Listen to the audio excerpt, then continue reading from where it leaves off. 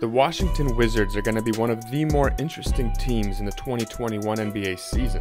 They are making a concerted effort to produce a competitive playoff team next season after struggling the past 2 years after John Wall's devastating injuries. The Wizards are expecting a healthy John Wall next year, and Tommy Shepard just re-signed Davis Bertans to a 5-year, $80 million contract, as well as defensive center Robin Lopez on a 1-year, $7.3 million deal. The Wizards also had the good fortune of having one of the most promising prospects in the NBA draft in Deni Avdija fall to them at number 9. And make no mistake about it, Tommy Shepard is building this team around Bradley Beal and made that clear. I do think there is some reason for optimism here. In this video, we will do a realistic breakdown of the next 2 seasons for the Wizards, how they will be building around Bradley Beal, what to expect from John Wall, the key pieces they will have around them, and how well the Wizards are realistically going to perform next season. Also, we will go over how the Wizards should execute a realistic rebuild if they struggle next season. But before we get into it, if you enjoy this video, subscribe, hit the like button, and remember to turn on the bell notifications so you can check out new content as it comes out. Also, feel free to leave a comment down below on your thoughts on the Wizards' future. I do respond to most people's comments the first week the video is up. Okay, so let's jump right in, guys. Bradley Beal has been one of the most important players for the Wizards the past decade plus. Beal, alongside John Wall, were the 2 cornerstones of this franchise, and before Wall's injuries, the 2 of them made 4 playoff appearances, coming within 1 game of the Eastern Conference Finals in 2017. Now, the team has struggled mightily the past 2 years as a result of those injuries to Wall, but it has come with a few silver linings. This injury gave room for Bradley Beal to develop into an elite offensive player. He is a great shooter and can create his own shot. He has developed very good handles and the ability to get others involved. Imagine how much better this team will be with a healthy John Wall. Also, these 2 losing seasons afforded the Wizards to draft 2 promising prospects in Rui Hachimura and Deni Avdija in the lottery. Hachimura in his first season averaged 13.5 points on 46% shooting, 6.1 rebounds, and 1.8 assists for the Wizards. Also, his 82% shooting from the free throw line is an encouraging sign that he can develop a shot from long range. Hachimura is a high character guy with a good work ethic, and I think he's a strong piece to both the Wizards' present and the future. Deni Avdija is a fantastic prospect, and the Wizards actually lucked out with him dropping to them at number 9. He is a very good team defender with solid intangibles. The guy competes hard, takes efficient shots from the floor, can finish with either hand to score through contact, and is a terrific playmaker with very high IQ, passing ability, and handles for his position. His greatest weakness is his shooting, and it's hard to predict if he will develop in that department. But if he can develop a reliable jump shot, this kid might very well be the best player to come out of this draft. Wizards executive Tommy Shepard, I think, has also done fairly well in the offseason, re-signing Davis Bertans and bringing in Robin Lopez.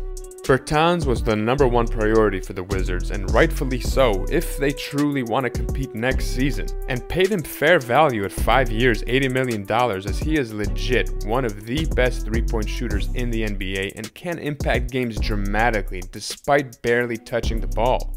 The guy has shot 41% from downtown for his career and 42% last season on a high-volume 8.7 3-point attempts per game.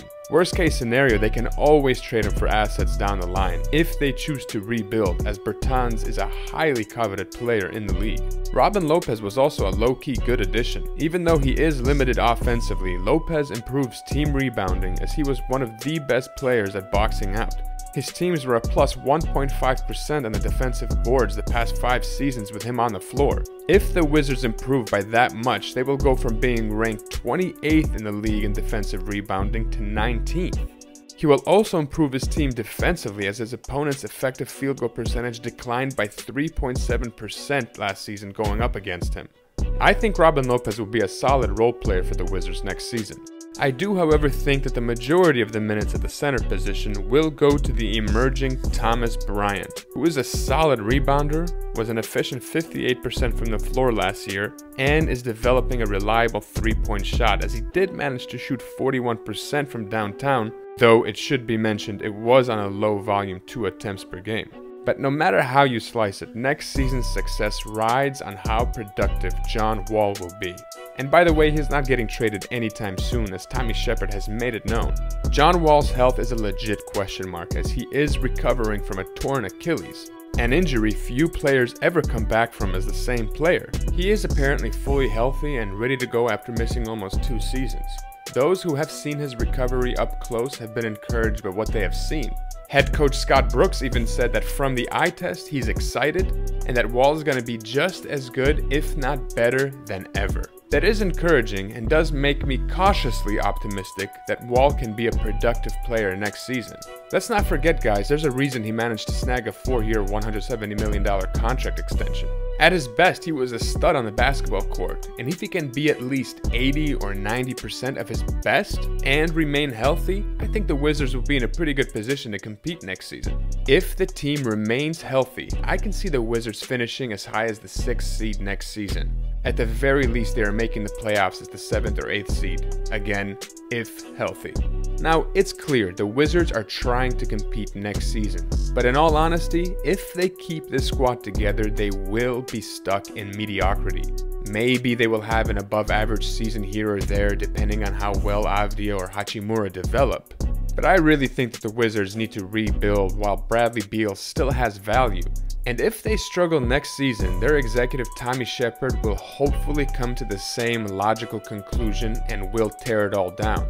They will have 2 great trade chips in Bradley Beal and Davis Bertans who can help expedite their rebuild and also pursue a salary dump for John Wall if they fail to get assets for him. The Wizards will have no problem getting draft capital for Davis Bertans. He will most definitely be a highly coveted player in the middle of his prime on a reasonable contract. I can even see them getting multiple firsts. Maybe the Wizards can also consider trading Bertans for a promising young player like, say, Miles Turner, who will still be only 25 years old, and on the same timeline as the Wizards' young core. Now, I know there have been a ton of trade rumors floated around for Bradley Beal, but once the Wizards decide to rebuild, they should do it properly with a long view in mind. They need to bring in promising young players and future draft capital to add to a nice core that they already have in Deni Avdija, Rui Hachimura, and Thomas Bryant. I think the team that can make the best offer with a long view in mind are the New Orleans Pelicans. In this scenario, in exchange for Bradley Beal, the Wizards will receive Eric Bledsoe, last year's 8th overall pick Jackson Hayes, who's a nice young prospect, Nickeil Alexander-Walker, who has also shown some promise, and a treasure trove of draft picks that include the Pelicans' 2021 draft pick, their 2023 and 2025 draft picks, of which they will have the option to pick swap with the Lakers, and the 2024 unprotected Lakers pick. This would be a very sizable haul for Bradley Beal.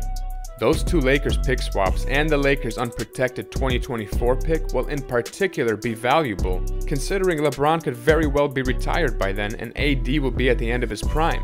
There's a solid chance those will end up being lottery picks.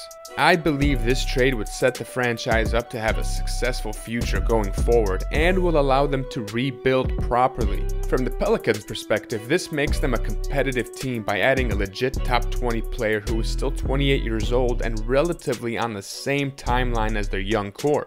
This way, the Wizards can just focus on developing their young core, all the while being able to select top prospects in the lottery the next few seasons, considering they will likely have a poor regular season record. If they make these trades, the Wizards will be set up to rebuild their squad for long-term success. They would just need a bit of patience. What do you guys think? Do you want to see this team tear it all down? What kind of trade packages for Bradley Beal and Davis Bertans do you think will put the Wizards in the best position to rebuild properly and have long-term success? Let me know in the comment section, as I do respond to most people the first week the video is up. And once again, if you enjoyed this video, subscribe and hit the like button. Thanks so much for watching. Till the next one, guys, I'm out.